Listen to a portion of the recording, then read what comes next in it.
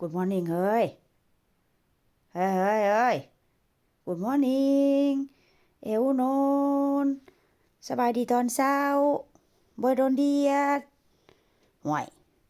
ก็หลายภาษาเนาะเอาภาษาไทยเพิ่มซะบ่สวัสดีครับสวัสดียามเช้า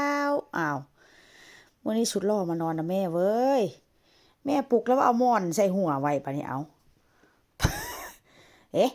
สายแล้วเว้ยช่วยแล้วเว้ยลุกขึ้นไปเฮ้ยเห็นไหมแหมพี่ปานาอาคนยังเอาเป็นตาสั่งแท้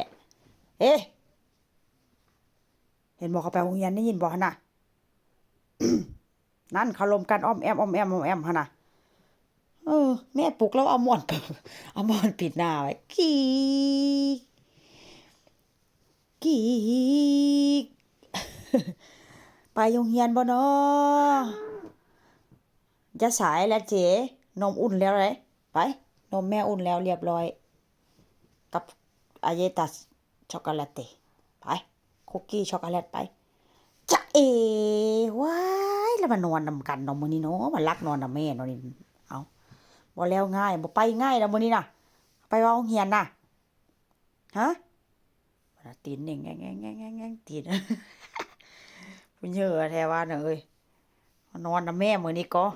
นอนนำแม่นอนนำพ่อมื้อนี้ก็เฮ้ยมาไหนลูกไหนลูกได้ห้ามเอ้ยจะบ่หาโรงเรียนใดไปว่าโรงเรียนน่ะไปวะลุกขึ้นแม่งอ่ะแม่อุ้มมาโอ้ยแม่อุ้มบ่ได้เลยลืมไปแม่อุ้มบ่ได้ลุกขึ้น1 2 3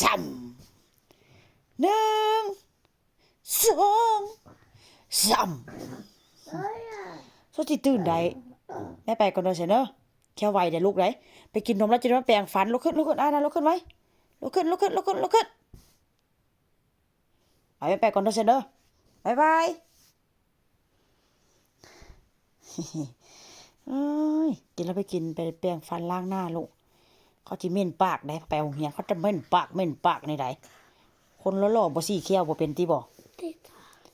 ไม่เห็นผมนี่นะผมแม่แล้ววันนี้ผมแม่เฮ็ดอ้ายน่ะมาหมดไปมาหมดแล้วเจยาใสแล้วเจมาจ่อเสยาแม่งามาหมดเห็นบอกเขาไปโรงเรียนได้ยินบ่หั่นน่ะ นั่นเขาลมกันอ้อมแอมหั่นน่ะแม่ปลุกแล้วเอาหมอนเอาหมอนปิดหน้าไว้ก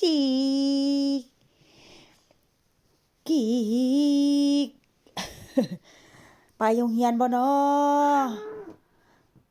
จะสายแล้วเจ๋นมอุ่นแล้วเลยไปนมแม่อุ่นแล้วเรียบร้อยกับอาเยตัสช็อกโกแลตไปคุกกี้ช็อกโกแลตไปจะว้ายแล้วมานอนนำกันเนาะมื้อนี้เนาะมาลักนอนนำแม่เนาะนี่เอาบ่แล้วง่ายบ่ไปง่ายแล้วมื้อนี้น่ะไปว่าโรงเรียนน่ะ